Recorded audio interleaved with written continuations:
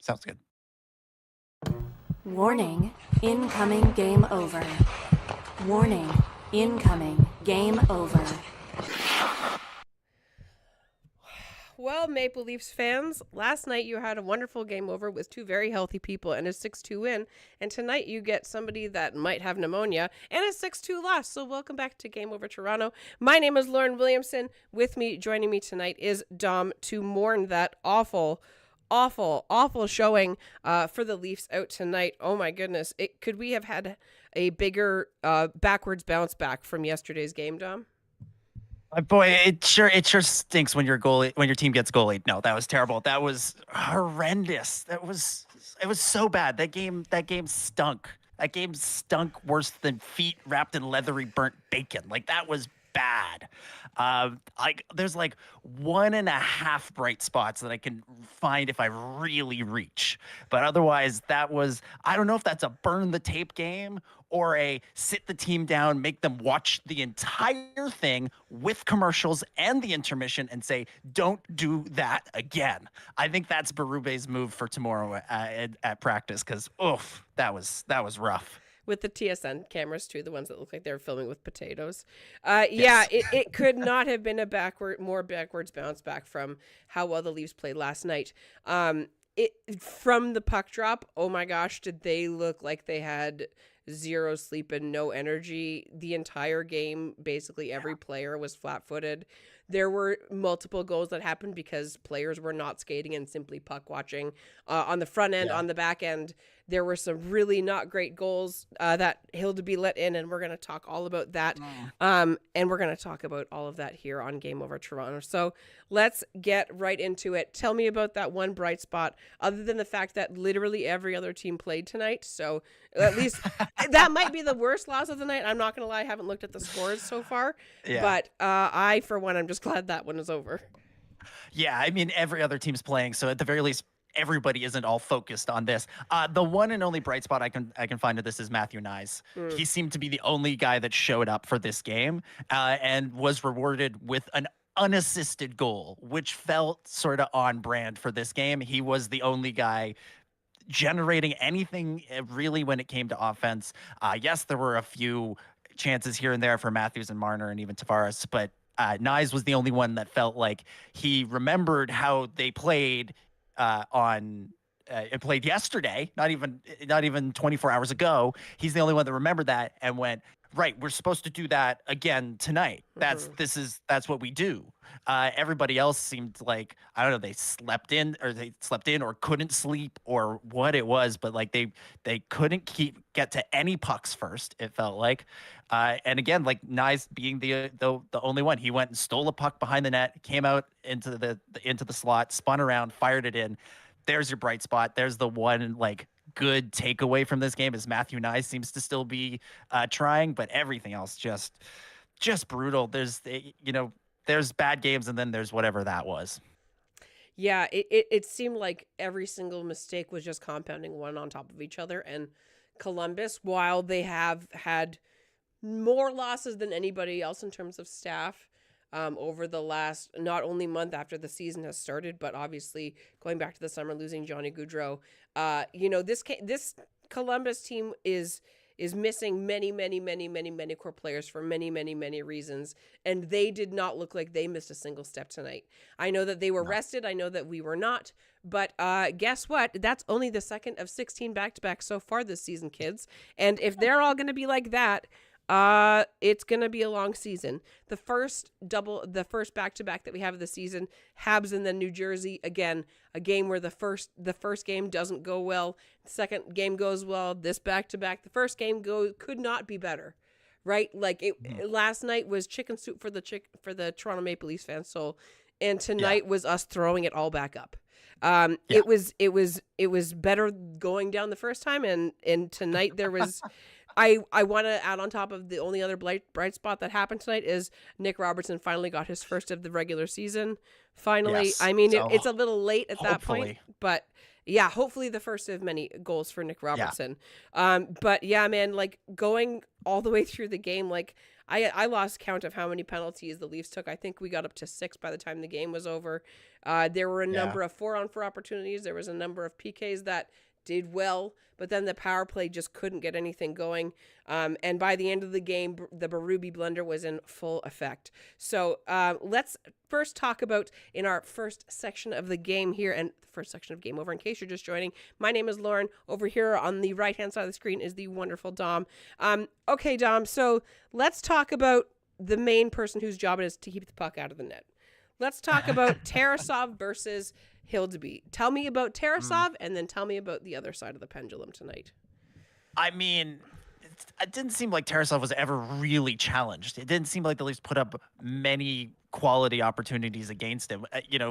I joke about being goalie because, there was the debate around the New York game. In the New York game, it felt like Shesterkin was making big saves. There was maybe one big save, the sort of the weird like Matthews thing where he tried to swat it out of the air. That was pretty nice, but otherwise it never really felt like they were really putting pressure on this guy, making him work for his saves.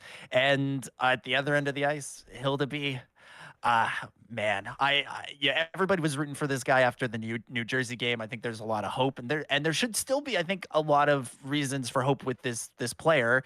But this showed his weaknesses, and it showed that maybe he wasn't ready. Maybe they need to get him into a game situation sooner.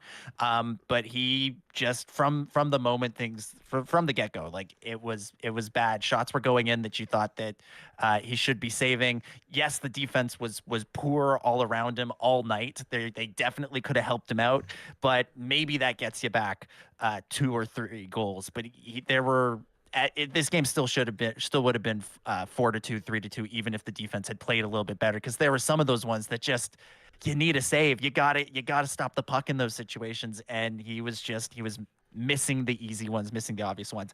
Admittedly, the score should have probably been 7-2. But thanks to his Hildebutt, we got the puck out of the net, and and the refs dropped the puck fast enough that we didn't have to, suffer through another goal, and Columbus definitely scored on that play, and we got a little bit lucky, but did nothing with that luck. We did nothing with that luck. No. That you get a gift like that where you should have gone in. It's like Florida won one of those games in the second round a couple of years ago because the same thing happens. Bobrovsky got the puck out of the net in a way that couldn't be seen on the cameras, so we couldn't overturn it, even though I'm sure if you asked God, they would have said, yeah, that was definitely in the net. The refs with the cameras couldn't see it. And same thing here, except it sounds like they did from the fact that they blew the horn and tried to review it after the puck had dropped on the next play, which was hilarious. So yeah, tough night for everybody. I'm still willing to give Dennis Hildeby another go. I'm still willing to see. We talk a lot about Berube and what kind of coach he is. If he's bold, throw him in the net on Thursday. Let's see what happens. Go back to him, because you're going to want Stolarz against Boston. You're not putting Wall in against Boston. You're not putting Hildeby against Boston. Give Anthony an extra game of rest and throw Dennis back in there and just see what happens and see if he can bounce back. My thought at the start of the game when they went down 2-0 was this is going to show us how this team and this player in particular with Dennis Hildeby, how they handle adversity. And the answer tonight was not very well. So let's give them another chance at it, and let's bounce back on Thursday against St. Louis. Let's throw Hildeby back in and say, here's your chance, kid. Run with it. Otherwise, Wall's going to be back soon, and you're going back to Coca-Cola Coliseum. And, next time we need a goalie, it might be Matt Murray getting the call up if things don't go well in his next start. But I'd like to see him get another go, because there's still potential here. This is still a guy that could, be a big part of the Leafs' future, and that we hope he is. Sure. I mean, all of last season we were kind of hoping that he would get an NHL game. Didn't happen. This year going into training camp, we were all pretty jazzed about, the opportunities that not only, the people that we brought in the offseason, Anthony Stolarz had, but Joseph Woll taking a next step. Dennis Hildeby, we were all anticipating him coming in and not necessarily, being Henrik Lundqvist necessarily, but being somebody that is suitable for a game. And the game against New Jersey was very good. I think you and I actually did that game over. And it was you and Zach. Oh, it was but me yeah. and Zach. It was like 5 years ago, basically. I know, it feels like an eternity. Oh my gosh! And that's game 2, and we're only on game 7, and it already feels like so much has happened. I asked you first about Tarasov. I think you're right. I think that he maybe had 2 or 3 goals or saves that were very good, but there was the bigger problem was the fact that the Leafs for the first 30 minutes could not connect a pass. They could not make a read. They were like 2 of the goals that in the first period, the Justin Danforth's goal was on an OEL giveaway. The Olivier score 5 minutes later was OEL took the pass, and he just scores 5-hole. And I'm not gonna lie. I squinted really hard, and it looked mysteriously like a Jack Campbell goal that he would let in. The way he put his head up, there were a lot of times in this game where Hildeby like over pushed and was really, really far out of his net. As the game went on and as they went down so many, and we weren't making as much of a comeback as we were hoping they would come out with in the second period, it really felt like the roof just caved in on Hildeby, and he just, I don't know if it just got in his head about the rough start. And, the team, in fairness, was not playing very well in front of him up and down the lineup. By the end of the game, Max Pacioretty wasn't on the bench. Which is concerning. Yeah. And we'll talk all about that in a little bit, but the Leafs didn't do a lot to help him out tonight, but he also didn't really give them an opportunity to crawl back into it either. Going down, letting in 3 goals in the first period is always a tough way to come back. And then, it seemed like at the beginning of the second period, the Leafs were going to try to make a push, but then all of a sudden, 5 minutes in, Monahan scores, and you're down 4-0 at that point, and that is a long road to come back. And I know that last season the Leafs did this, right? They went down 5-0, they pushed for overtime, and then they lost in overtime. But I remember that game, and they did not have the jump tonight like they did in that game. There was no signs of life in the team that made me believe that they were going to come within, a cat's breath of actually making the full comeback. I'm glad that they didn't get shut out, because it really looked like for the first 40 minutes they were going to be. It seemed that Nye's way, yeah. getting that goal in the last 1 minute and 1 second left. It's a heck of a goal, and that's what power forwards do, and it was nice for him to get rewarded. But like you said, he was the only player of note on the team, and I'm glad he got rewarded. Anyway, I know you're jumping at the bit. Yeah, the Nyes goal should have been like the catalyst for the comeback, at least, or at least making them sweat, right? Like at least making Columbus question things. Like you look at the 2 teams on paper, the Leafs are obviously better. They should win this game every single time. Yeah. And yet they didn't. And I think you're absolutely right. Like Stolarz Stolarz was on the bench. Hildeby didn't give them any chance to win, and they didn't give Hildeby any sort of chance to refine his game. They didn't give him any goal support. He didn't give them any save support. To quote Anakin Skywalker's mom, the biggest problem in the galaxy is that nobody helps each other. These 2 parts of the team were not helping each other tonight. It was brutal. So yeah, not a good showing from either side. I imagine that it will be.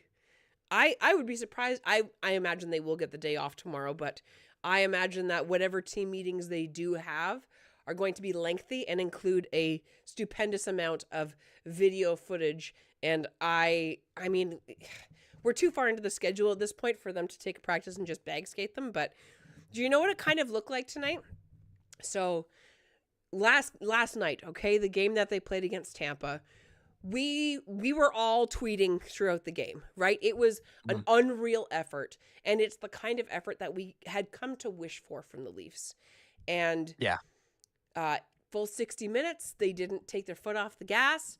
From puck drop till the final horn, they were chasing the Tampa Bay Lightning around and making them cower in the corners. And previously, in years past, especially on a back-to-back, what would normally happen, and Dom, you're welcome to correct me if I'm wrong here, normally what they would end up doing is not showing up for 1 or 2 of the periods, and then making a roaring comeback or Yep. finally breaking through and maybe squeaking out a win. And then the second game, again, you'd only really play half the game. They were only really playing half the game, even if they were winning. They were taking their foot off the gas. And in the regular season, they were fine, but that doesn't work in the playoffs. And last night, they get a full 60 minutes, but then tonight is this wet, sad fart of a game. And it just seems like they're really having a hard time putting 6 periods together of good hockey back to back. And I know it's early. I know it's still October, guys, but I imagine that Craig Berube, if he goes into the locker room after tonight's game, will not have much to say. So, do we have anything else to talk about the goalies right now? Or should we move About on? the goalies, no. I think we just got to hope for better. Yeah, I think we've flogged that dead horse enough, right? Okay, so let's move over to our second period. So we talked a little bit about the injuries. Before we head on to the second period, one little quick thing. We are still expecting Joseph Woll to make a comeback. Apparently, and they were talking about this in the pregame show, there is a chance that he would be available for Saturday in Boston. But again, maybe not the best choice. I mean, there's something weirdly poetic about that like, his last game was against Boston in the playoffs and, he got hurt in it and he, should have started game 7 in a perfect world and yada, yada, yada. Like there's something like poetic about that. Like, that's what would happen in the movie version of this season. But here in reality, that just seems like cruel and unusual to throw a goalie into that as their first game of the season. I think that has to be a Stoller start unless he gets hurt between now and then. Don't you dare say that out loud. Okay, let's now move actually on to the second period. So let's talk a little bit about, we were already talking about the fact that a lot of the players did not get off to a hot start today. So we talked about the one person that was good. So who are your, let's say, bottom 3 from the game tonight? Could be forwards, could be defense. We've already talked about the goalie, so let's just put a pin in that and talk about the actual skaters on the team. Who are your bottom 3? Let's go 1 and 1 back and forth. I hate to say it, and I know Zach has really been getting on this player all season, but Max Domi. I want to love Max, and as a person, I do love Max. But on the ice this year, especially in the last couple of games, he's just been doing dumb things. He has so much talent. I am a believer in the Nylander, Domi, McMahon line. I believe that line can work. I believe that line can do great things, but it requires Max to not take stupid penalties. And he took one in this one where he just sort of punched a guy in the back of the head off the faceoff. In what world do you think you're going to get away with that? In what world do you think that's a good idea? I get you're trying to get under their skin, but the game is lost at that point. It's the third period.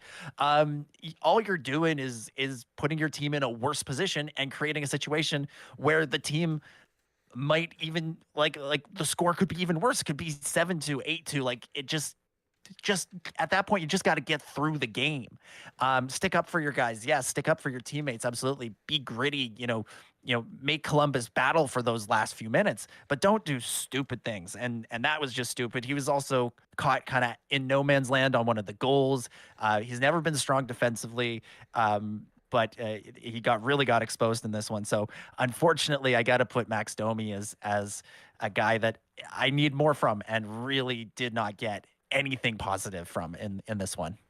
Yeah, I'm inclined to agree with you. My order was a little bit different, but just because you're already talking about him, let's talk about the man we all want so desperately to love and have play for our team, but he just makes it so difficult when he plays like this. Like you said, he missed his man on the 5-0 goal from Olivier. He was just puck watching, skating into the zone, not looking at his man. And I'm sorry, but when we're already down, taking these useless, reckless penalties does nothing. It does nothing. It does nothing but further handicap your team, which is already losing. Right? In the last 3 games, he has taken a reckless penalty that was just a result of his hot-headedness. Right? Yeah. The penalty tonight, like you said, popping the guy in the face. You got 10 minutes left. Realistically, I have seen the Leafs come down and score 4 goals in less time than that in the Yeah. playoffs. I have seen it happen. But when you It's possible. Yes, it is very possible. And the other thing is that the penalty from John Tavares had just been killed a few minutes before that. Right? Like they kill it off, and then less than 2 minutes after that penalty is killed off, he takes another one. And again, you're further putting your team in the hole, and you're not giving them an opportunity to come back. And granted, he has had this offensive side this year where he has gotten all these assists. But at this point, that is being completely negated by all of these reckless penalties that he's taking. And it's really starting to impact the team. And I have to imagine that at some point someone sits him down and says, listen, I know that this is part of the way that you play, but there's a difference between playing hard and being a pain in the ass to play against and being somebody that is a liability on the team. And right now, he is just a liability. He has these flashes in the pan of greatness. And then he completely undoes the cord in that last row of stitching by taking a stupid penalty. It happened last night too, and then it happened on Saturday against the Rangers, right? Like in the last 3 games, there has been at least 1 penalty, if not 2, taken by Max Domi that puts his team at a disadvantage. Now, they won last night, but they didn't win on Saturday. And so, this all builds up. For tonight, they took, 6 penalties? I know that there was a couple 4-on-4s, but, you're putting your team down a man for 12 minutes of the game. That's almost a quarter of the game, man. Or that's a fifth of the game. That's way too much. Yeah. So I completely agree with you. I think that he had a really rough night. The next guy on my list is Pontus Holmberg. Pontus Holmberg struggled tonight. That line was the line that was on the ice when JVR started the Columbus Blue Jackets off to start 5 minutes into the game. And he, it's too bad, because last game he gets that goal called off and you think maybe he's going to push and play a little bit better tonight. And it just seemed like everything was compounded and then he didn't play well. And because there's already a magnifying glass on him at the beginning of the season, playing like this doesn't help you when you're struggling for a position in the lineup. Realistically, we know that there are 4 players in the bottom with Calle Jarnkrok coming back that are going to be on the bubble. And even though Max Pacioretty, hopefully he's back next game, left the game, the more the game went on, he wasn't playing very much because it's looking less and less like Berube trusts him. What did you see in Pontus Holmberg tonight's game? Here's the thing. I barely noticed him. And that's not a good sign. Like you said, he was on the ice for that first goal. So, things start to fall apart when you're out there. And honestly, I didn't notice him again until the end of the game when there was the scrum where Reeves got the double minor because he stood up for him. And like you said, this is somebody who I think had a real opportunity coming into the season to establish himself as an important player on this team. Wasn't he second line center for half a period? There was a moment there where it looked like, oh, okay, is this Pontus's time? And the answer has seemingly been a resounding no. So yeah, with Calle Jarnkrok and Connor Dewar breathing down his neck, this is the guy that I'm wondering. He seems like he's going to be the extra forward once those 2 guys are back, or he might find himself on waivers going somewhere else, potentially, be it the Marlies or another team, just because he's not providing what he can bring and what they need him to bring. And it's unfortunate. And before Robertson scored, I was looking at both of them going boy, Jarnkrok and Dewar might look real good on that line in your place, on those lines in your places, guys. So step it up a little bit. And to be fair to Robertson, he did, and Holmberg didn't. Yeah. The more Holmberg was playing, the more I was like, where does Alex Kerfoot play right now? What's he doing? And that's not a good thing because he doesn't exactly produce offense either, but at least he's defensively responsible. There were a couple plays tonight where Holmberg goes in and the other player comes in with him and he just completely, again, one hand on the stick, giving it up and it goes the other way. And tonight Columbus was really, the second they got the puck, it was going the other way. And the biggest difference maker in my eyes from tonight, if we're going to boil it down and simplify it as much as possible, Columbus buried every opportunity that they took and everything that we gave them, which is similar to what the Boston Bruins and Panthers did last year too. And Toronto just didn't. They had a really hard time creating any kind of offense. The first period, I don't know how many times they turned it over in the neutral zone before it went back the other way. Like, oh my gosh, that first 20 minutes. I mean, they were down 3-0, and I was like, oh God, we have to watch 40 more minutes of this. And again, like, it didn't feel like they were going to turn the page, and they didn't. There was struggle all the way up and down the lineup. And I'm gonna actually highlight 2 defenders here. OEL tonight had one heck of a not so great rebound game either. Like I said, he was the direct result of the second goal by Justin Danforth. He literally just passed it to the middle of the ice, right to him. They come streaking in, boom, it's in. And Hildeby, again, doesn't really give them an opportunity to save that one. And for those 2 goals to happen 52 seconds apart, we know that in years previous, Toronto has this habit of they let you score one and then they let their foot off the gas again instead of pushing back. And they were able to bury it. And then again, 5 minutes later, Olivier scores. And again, OEL take the pass, and Hildeby, it just goes right between his legs. It was like I was having flashbacks to 2 years ago. I hated it. And then even later on in the game, like there were a couple times, I know that he's been a warrior so far. That 4th goal, Chris Tanev, my guy, you were just staring at the puck and like had no field of vision in the other 270 degrees around you. And he is just caught completely flat-footed. And that was, the defense really struggled tonight. What else did you see here, my guy? Yeah, I mean, OEL was going to be on my list as well of guys who did not live up to their potential in this game, or who were potentially actively, causing the team to, struggle. And like that pass to me is like indicative of everything that was wrong with the team.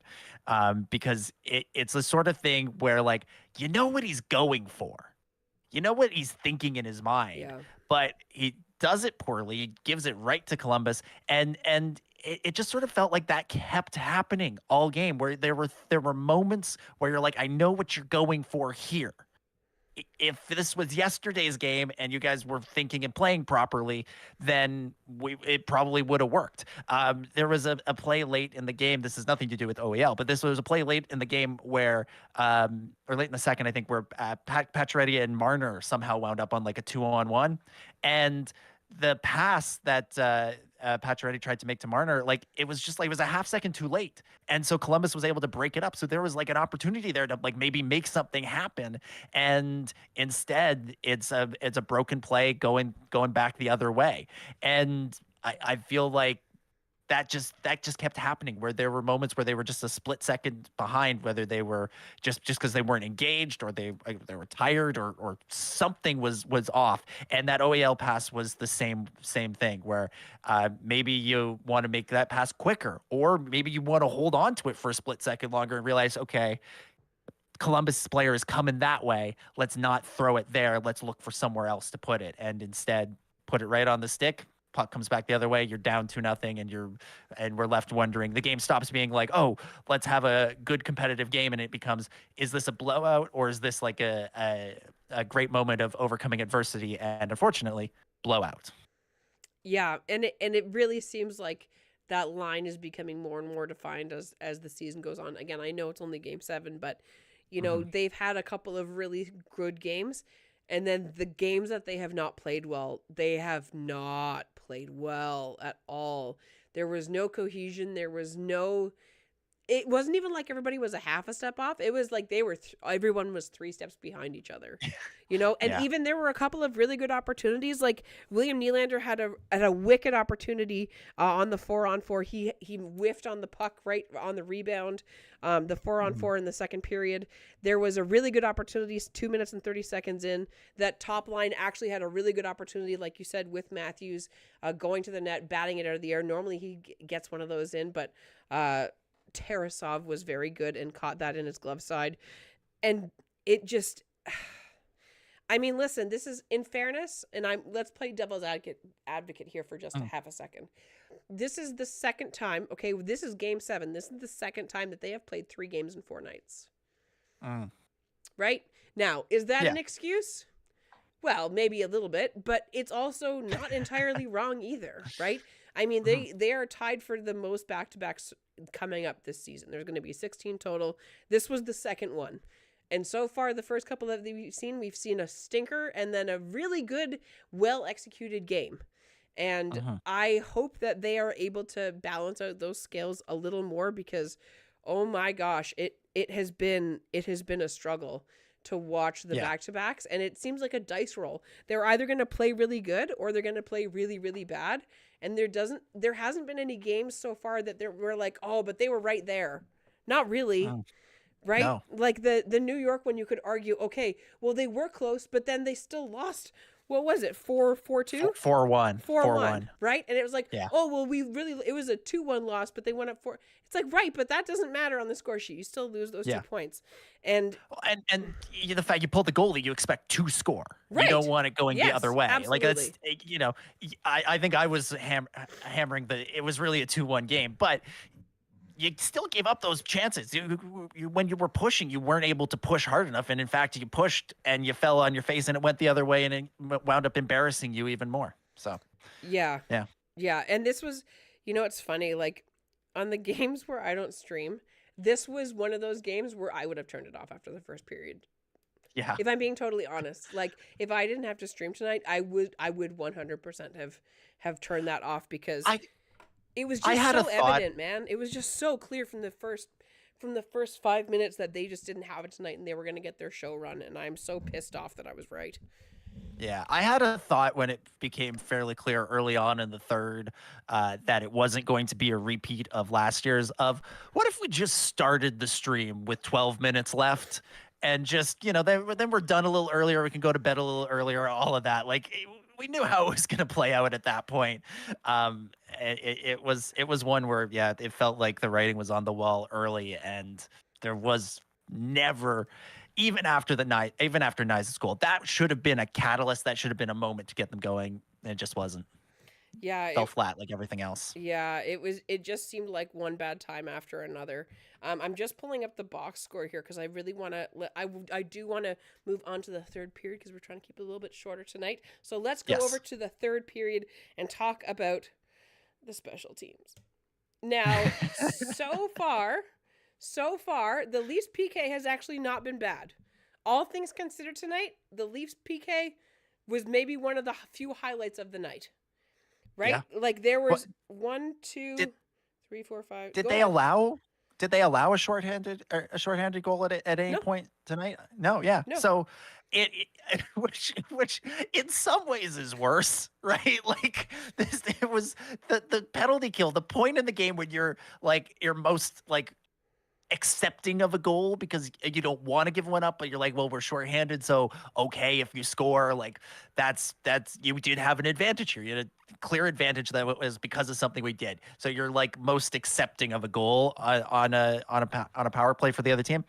The fact that they took so many penalties and they killed them all off just means that they were so terrible at 5-on-5 that Columbus scored 6 or 7 goals, depending on how you count the other one, which I guess we don't count it, but it could have easily been 7, 5-on-5. So, penalty kill, bright spot. Those guys showed up for, at the very least, that portion of the game. But it's a shame nobody else did for the rest of it. Yeah, and it's, like you said, it's so bizarre because it's the same people playing 5-on-5 as playing 5-on-4. Like there's no, it's not like in football where there's actually like this special team and this kicker that only goes out and only plays on the PK, right? Even for the closest thing that we would have to that is David Kampf, and he was scratched tonight. And after watching tonight's game, I have a feeling that Pontus Holmberg is going to be scratched and David Kampf is coming in. Listen, I know David Kampf is no offensive prowess. Nope. However, he would rather die than have the Leafs go down the way that they did tonight because my gosh, there was just it seemed like every time the Columbus was going to get the puck, they turned into the New York Rangers. Like honestly, like there were so many flashbacks to that game where I was just like, it feels like every time the other team gets the puck, it's going in the back of our net. Now, Yeah. obviously, like I said, the PK does do fairly well, all things considered. That one penalty, the coinciding penalties in the second period, the Leafs had like two and a half, almost 3 minutes of 4-on-4 play tonight, and they were not able to capitalize on it, which again is a little bit troubling. 4-on-4 is supposed to benefit the team that's down, and by the time they got their 4-on-4 penalty, they were down by a considerable amount, and they were not able to produce on any of it. And again, it just seems like that whole system is just so disjointed. I mean, going back to last season, everybody keeps talking about how, the Leafs power play last season was like, I think they ended it and it was like 7th in the league. That's only because of how well they started the season, and the second 2/3 of the season last year was atrocious. It is only by their efforts earlier in the year that they had that result, and so far it is the only thing to write home about, because holy cow, is it just so insufferable and awful to watch. Like, again, almost every single play that went through the neutral zone tonight died on Columbus's sticks. Like, their passes were just so broken. There were so many no-look passes to nowhere that went right to a Columbus Blue Jackets player that went the other way. I literally lost count of them. I was trying to keep track of them, and I was like, I can't write this fast, because they just could not get in the zone, and they could not get any kind of sustained pressure. There was maybe like one good opportunity on any of the power plays that they had, and it was the Marner one-timer in the third period. Yeah. And he fell over. It took Mitch falling on his face Yeah. to try and make something happen, or did he fall on his butt? I'm not sure. I forget. I blocked. I'm already starting to block this game out of my mind. He kind of capsized like a turtle. Yeah. Yeah. It's time. It's time to make a change. Yeah. It's time to break up this unit. Yes, it's still early in the season, but this was the 7th game of the season. We have now played a playoff series worth of games. If this was the results from a playoff series for the power play, we'd be furious. We'd be toast. livid. We would not accept this. And we saw quite literally 5 months ago, or however long ago that was, what happens when they play like this for 7 games on the power play. It's time to change things up. Mark Savard, Craig Berube, like, they got to put their heads together. Call Brad Treliving in if they need. Maybe Matt Sundin is still in Toronto. He can come in for a meeting.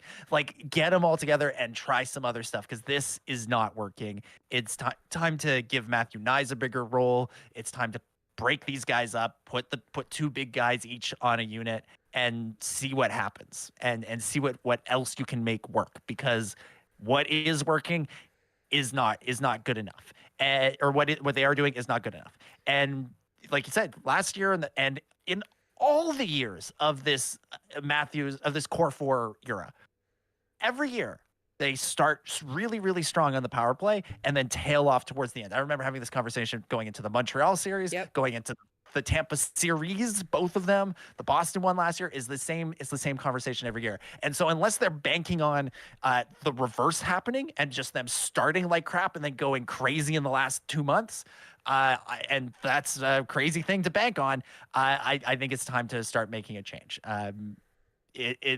It's not even like it's a new unit. It's not like these are the same guys. You put OEL in there, so it's a little bit different, but even still, that's not enough of a change. It's time to really shake it up. It's time to break up this unit and see what else we can make happen, because this ain't working.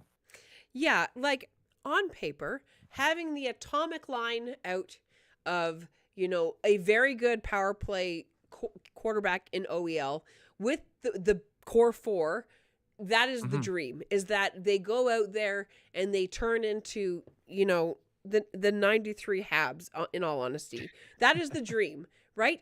And then it hasn't worked. It's worked for little blips, and then it completely dies dead in the water. Like, tonight, there was at least 20 seconds where they were able to actually get the zone, where Marner and Nylander just played back and forth. It's like that, that scene in The Simpsons. It's like a super old episode with where they have like the soccer stream and the Mexican commentator is like, holds. That's what's happening. And there's not enough opportunities being taken. There have been a couple on the few opportunities that they have buried on. It's because they've been able to get a rebound. But in order to get a rebound, you have to have shots on net. And how many power play shots did they have on net tonight? Like maybe 2? Like quality chances. Yeah. The last power play yesterday turned into a shooting gallery. Sure. And Zach and I were talking about it. We're like, that's got to be the method going forward. That's got to be the plan. And tonight we're right back to passing it and passing it and passing it and to the point. And now behind the red line. Now back to the point. Now to the other point. Like they're just passing. To Marner at the dot. To Marner at the dot where he holds it and goes back and forth and holds it. Yeah. I think you're right. I think the time has come that we've seen enough of that. Take half of that. Okay. Like, I do not want to see Nylander and Marner on the same power play again if I don't have to. Because don't get me wrong, I love both those players individually, and they're both so talented, and they just love passing back and forth to each other. And granted, they're usually very good at it. But on games like tonight where they're out of steam, it does nothing. You need to... Matthew Nyes, like you said at the beginning of this, was one of the best players on the ice tonight. And they did not give him enough opportunity to try and bury one. And the only way to get those opportunities is to put a puck on net. And not a Morgan Riley going to fire it at the net and it goes 3 feet wide. I'm talking like a shot on the net that is off of his shoulder pads, that is off of the goalie's face, that is off of a lower toe, that will create havoc and lead to opportunities like there was against Tampa last night. Because tonight, it was like all the good work that they did last night, it's like they forgot all of it. Yeah. It was like a different team that played tonight than last night, just in terms of special teams. Don't get me wrong. The effort thing is the effort thing. Listen, I know it's been a tough start to the season. They have, they haven't had a lot of travel, but they've already had 2 back-to-backs. It's another 3 game in 4 nights, and we're only 7 games in. But it's not going to get easier either. Yeah, and you know what? They've had a tough start to the season. Fair. There has been a weird, wonky start to the season. You know who's had a tougher start to the season? Edmonton? Columbus. And they showed up. Yeah. There's no excuse. There's no excuse. Yeah. Anyway, before we get into overtime, please make sure that you drop your questions into the chat. I know that there are a bunch of new people, so if you are new, my name is Lauren. Over here on the other wonderful side of the screen is Dom, and we are very happy to have you here on Game Over Toronto. So let's talk a little bit about, right before we go into overtime, what do you want to see on Thursday? What do we need to see? Opposite of this. We need a quick start. We need them to come out with some fire, with some energy. Even if you don't score right away, make sure that there are lots of chances. There's lots of pressure. There's lots of opportunities. We need the big guys to show up, and hopefully, the guys that did score tonight, Matt Nyes and Nick Robertson, can get some momentum going there. Or in Nyes' case, keep the momentum going, because he has truly been one of the best players through these first 7 games. And now Robertson, he's on the board. Yes, it was a nothing goal late in a blowout, but use that confidence, get that rolling. Keep working with Tavares. Hopefully Pacioretty can be back, because I'm liking that combination. It's still not there, but we're seeing some signs of progress. I thought Tavares, honestly, he wasn't great. He took a dumb penalty, but he showed some moments where I'm like, there he is. There's the guy. There's our old captain. There's the guy we're paying $11 million to. There were a few moments where I'm like, okay, maybe Johnny is easing back into it. Maybe he found the right amulet, and he will be just fine. But so I'd like to see that line continue. But just energy. You need energy to start the next game. And whoever's in net, be it Hildeby, be it Stolars, be it Woll, needs to make some saves right off the hop. Yeah, I will actually say, riding on the coattails of what you just said, I actually think John Tavares had a pretty good night. I actually think that whole line of John Tavares, Max, Pacioretty, and Robertson, I think it actually has a lot of potential. Pacioretty, really briefly, before we get to everybody's questions, because I know there's some in the chat now, can we talk about the fact that he put David Jiricek through a piece of glass without breaking it? That was wild. And what's even better is the camera guy got it. The camera, yeah, and that was the shot they were on live. Yeah. That wasn't the replay that they found 10 seconds later. That was the live shot, because you didn't even realize what was happening. All of a sudden, the camera's looking at the ground. I was like, the cameraman dropped the camera. Yeah, I thought he was like pressed up against the glass and like was reacting to it. I didn't realize the glass had come out. Yeah. But A plus work by that camera guy. I love that he got his moment on the broadcast Yeah. afterwards. He got a few of his 15 minutes of fame right there. Well, and Which is apparently a it was his pretty birthday. good one. Apparently it was his Yeah, birthday. even which- better. Who doesn't love a pane of glass to the face for their birthday? I mean, in Yes. fairness, that's kind of a summation of how the game felt. It felt like a Yeah. piece of glass to the face for your birthday. Okay, so like I said, Yeah. make sure you hit like and subscribe. Make sure you put your questions down in the chat because Dom and I are about to get to them. Yeah, the one really good thing that I really liked about John Tavares tonight, he really did feel like he was working. There were a couple of instances where the puck was behind Columbus's net, and he was like the John Tavares that we pulled from New York. There were a couple of moments where he was right up against the boards and he was going back and forth, and there was two players on him and he came out with the puck.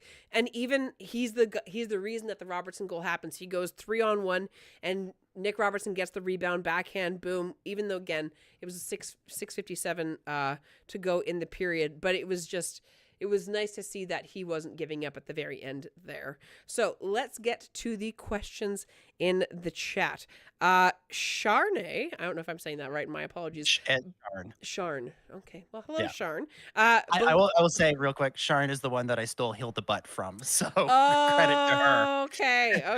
Okay. Well, we don't want to steal anybody's content here, so thank you for giving them the information.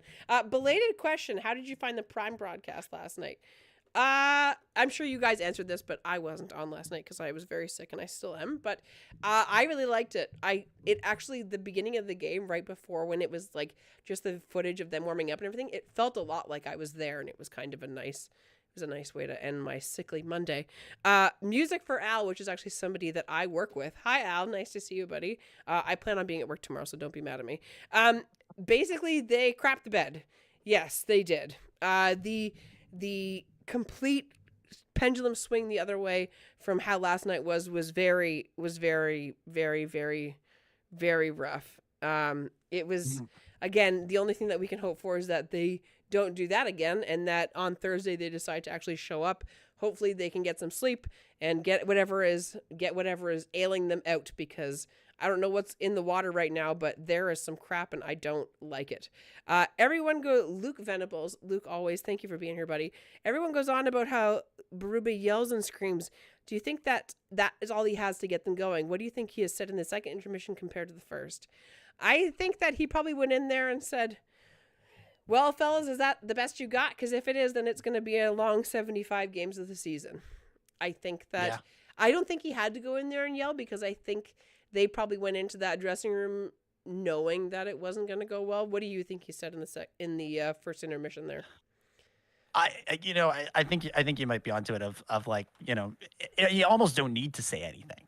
Like there are times when a coach or a leader needs to go into a situation and, fire people up. We saw it in the LA game where he, calls that timeout and just screams his head off for 30 seconds on the bench there. Like there are times when that's what's needed. And there are other times when nothing needs to be said because everybody knows. I don't think there's a single player on the Leafs who came away from that game going, yeah, we almost had it. If we got a few bounces go our way, we almost had it. I think they all realized that they played poorly. I think they all realized that they need to be better. And I think Berube almost just needs to do the walk into the room, just stand there and look at all of them for 30 seconds and then leave. Like, don't even say anything. Just walk out shaking your head. Walk out shaking your head, and just basically says, everybody be at the rink at 9:00 tomorrow for video time, and just leave it there, because I there's nothing more that needs to be said. Nobody's kidding themselves with this game. This game was bad. And you know what I think is a good indicator of that? At no point did it look like they were going to pull Dennis Hildeby. And I think part of the reason for that, if the Leafs were playing really well and they just weren't getting saves, maybe they pull him and give the team a chance. No, Berube knew that they didn't have it tonight, and he knew that there was no point in putting the person that is currently their starter in a position to play behind a team that, cover your ears for me, kids, that did not give a shit tonight. Yeah. Like if last night, Vasilevsky gets pulled. Jonas Johansson, gives the team a chance to win. And Tampa was still pushing. They weren't bearing their opportunities, but they were not playing the way that the Leafs were playing tonight. And the fact that Berube left Hildeby in there did not pull him to put Anthony Stolarz back in there, because I think he knew, and I think that we all knew that they didn't have it tonight. They just, whatever it was, whether it was the lack of sleep, whether it's the fact that they have played 2 sets of 3 games in 4 nights, whether it's a combination of all that, they just did not have it tonight. And I think that if they were putting up a fight, and if they were just not getting the rebounds, and they were playing sound defensively, and they were just letting in a couple unlucky goals, maybe they do. But it was pretty clear from the first period tonight that they did not have it. And I think that him not being replaced is a perfect indication of the fact that he didn't think that they had it just the way that we don't. Yeah. I think you hit the nail right on the head there. Yeah. Well, on that note, let's wrap this up. One last thing from Luke Venables. Last night, chicken soup for the soul. Tonight, chicken poop for the soul. Yep, that is as good of a crap bag as there is that the Leafs can provide. So please make sure that you are back on Thursday. Hopefully the Leafs have a better outing, and I am on the mend by then. Thank you for watching Game Over. If it is your first time here, welcome here. And if it is your 500th time, then welcome back, and we are happy to have you. Make sure you hit like and subscribe. Make sure you follow the links down in the description down below. Check out our Patreon. Check out the way that you can sponsor the show. And Dom, why don't you tell everybody where they can find you on all the socials? You can find me at DominicJ25 on Instagram and Twitter. And also you can check out my Star Wars podcast. I butchered my Star Wars reference earlier in the show, but we do a better job of making sure the Star Wars references land on the Star Wars podcast. So search for the Star Wars Underworld on your favorite podcatcher. Well, and there would be nothing that would make me feel joyous enough to bring up my favorite thing in the world, which is Lord of the Rings tonight. So I will just yell death into the void as we go out tonight. So have a good night, everybody. You can find me on Twitter at Lauren in the 6. Go Leafs, go.